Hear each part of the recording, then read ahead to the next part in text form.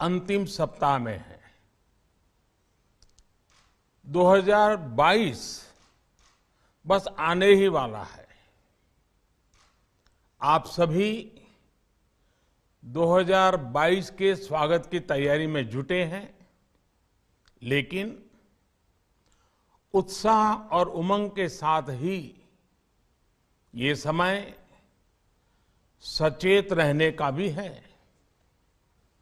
आज दुनिया के कई देशों में कोरोना के नए वेरिएंट ओमिक्रॉन की वजह से संक्रमण बढ़ रहा है। भारत में भी कई लोगों के ओमिक्रॉन से संक्रमित होने का पता चला है। मैं आप सभी से आग्रह करूंगा कि पैनिक न करें। हां, सावधान रहें, सतर्क रहें, मास्क उसका भरपूर उपयोग करें और हाथों को थोड़ी थोड़ी देर पर धुलना, इन बातों को हमें भूलना नहीं है।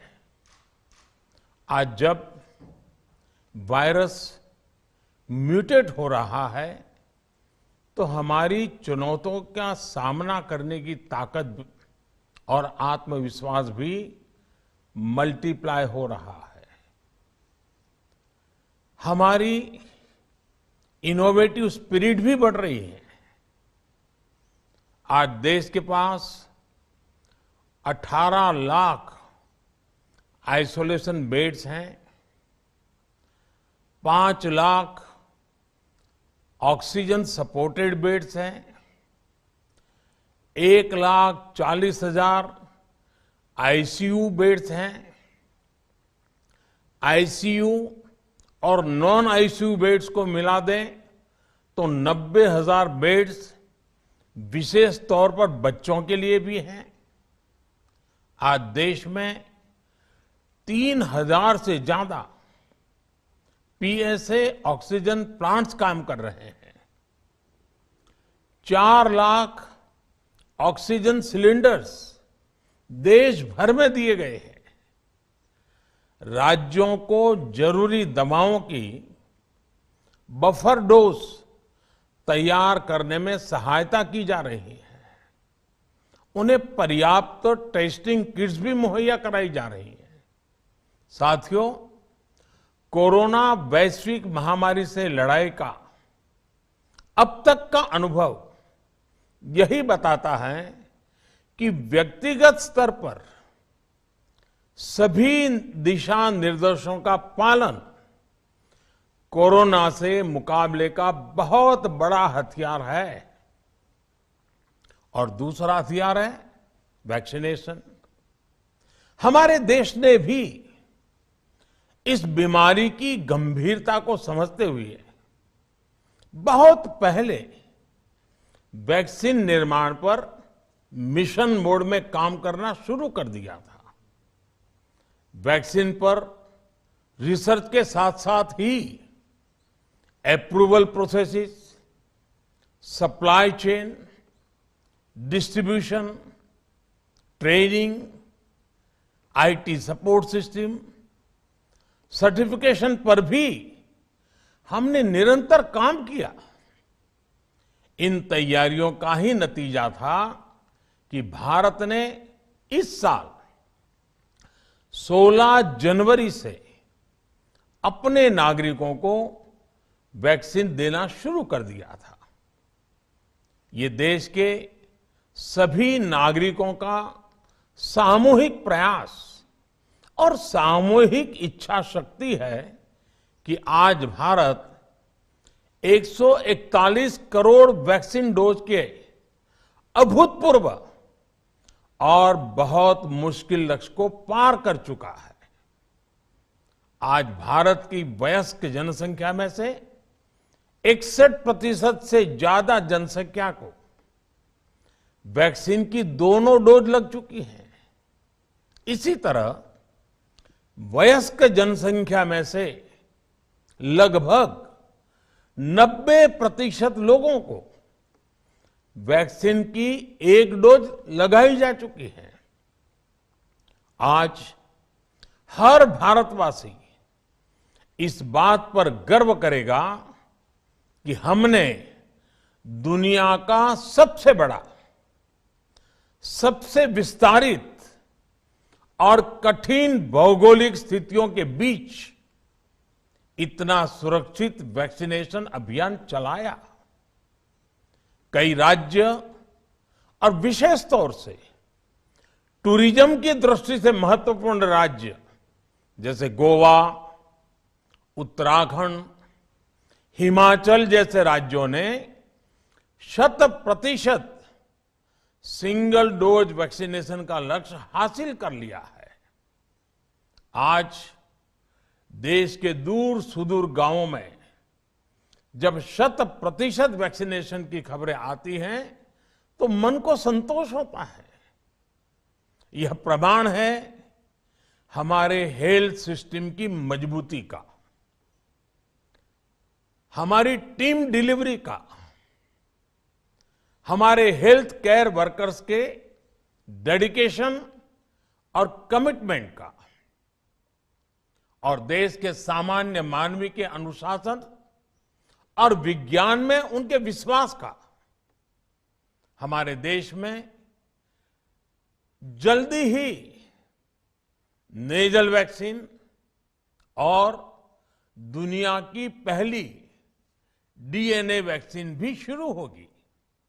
साथियों, कोरोना के खिलाफ भारत की लड़ाई शुरू से ही वैज्ञानिक सिद्धांतों, वैज्ञानिक परामर्श और वैज्ञानिक पद्धति पर आधारित रही है।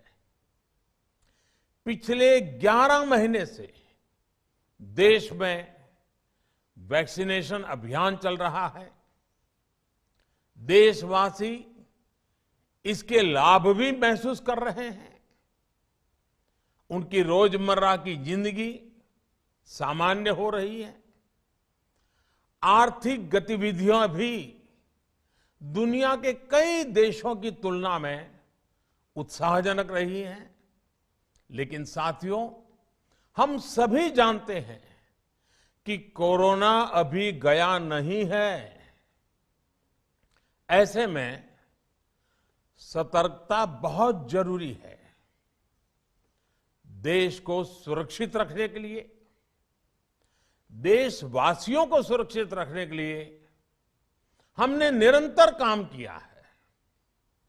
जब वैक्सीनेशन शुरू हुआ तो उसमें भी वैज्ञानिक सुझावों के आधार पर ही ये तय किया गया कि पहली डोज किसे देना शुरू किया जाए, पहली और दूसरी डोज में कितना अंतराल हो, स्वस्थ लोगों को कब वैक्सीन लगे, जिन्हें कोरोना हो चुका है उन्हें कब वैक्सीन लगे, और जो कोमॉर्बिडिटी से ग्रस्त हैं उन्हें कब वैक्सीन लगे।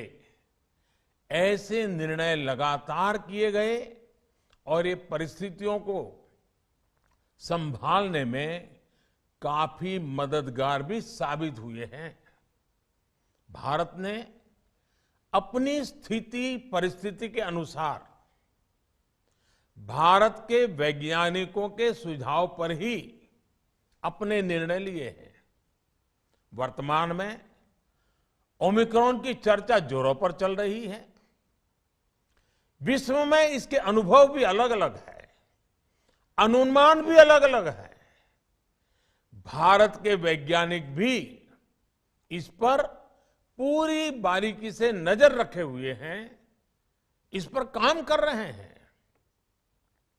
हमारे वैक्सीनेशन को आज जब 11 महीने पूरे हो चुके हैं तो सारी चीजों का वैज्ञानिकों ने जो अध्ययन किया है और विश्व भर के अनुभवों को देखते हुए आज कुछ निर्णय लिए गए हैं। आज अटल जी का जन्मदिन भी है, क्रिसमस का त्योहार भी है, तो मुझे लगा कि इस निर्णय को आप सबके साथ साझा करना चाहिए। साथियों, 15 साल से 18 साल की आयु के बीच के जो बच्चे हैं, अब उनके लिए देश में वैक्सीनेशन प्रारंभ होगा। 2022 में 3 जनवरी को सोमवार के दिन से इसकी शुरुआत की जाएगी। ये फैसला कोरोना के खिलाफ देश की लड़ाई को तो मजबूत करेगा ही, स्कूल कॉलेजों में जा रहे हमारे बच्चों की और उनके माता पिता की चिंता भी कम करेगा। साथियों, हम सबका अनुभव है कि जो कोरोना वॉरियर्स हैं, हेल्थ केयर और फ्रंटलाइन वर्कर्स हैं, इस लड़ाई में देश को सुरक्षित रखने में उनका बहुत बड़ा योगदान है। वो आज भी कोरोना के मरीजों की सेवा में अपना बहुत समय बिताते हैं। इसलिए प्रिकॉशन की दृष्टि से सरकार ने निर्णय लिया है कि हेल्थ केयर और फ्रंटलाइन वर्कर्स को वैक्सीन की प्रिकॉशन डोज भी प्रारंभ की जाए। इसकी शुरुआत 2022 में 10 जनवरी सोमवार के दिन से की जाएगी।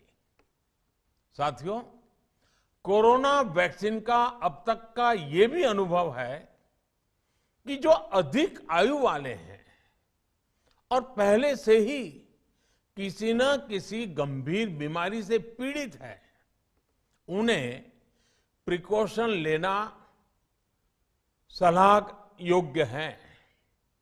इसको ध्यान में रखते हुए 60 वर्ष से ऊपर की आयु के कोमॉर्बिडिटी वाले नागरिकों को उनके डॉक्टर की सलाह पर वैक्सीन की प्रिकॉशन डोज का विकल्प उनके लिए उपलब्ध होगा। ये भी 10 जनवरी से प्रारंभ होगा। साथियों, मेरा एक आग्रह है कि अफवाह, भ्रम और डर पैदा करने के जो प्रयास चल रहे हैं, उनसे बचना चाहिए। हम सभी देशवासियों ने मिलकर अब तक दुनिया का सबसे बड़ा वैक्सीनेशन अभियान चलाया है। आने वाले समय में हमें इसको और गति देनी है और विस्तार देना है। हम सभी के प्रयास ही कोरोना के खिलाफ इस लड़ाई में देश को मजबूत करेंगे। आप सबका बहुत बहुत धन्यवाद।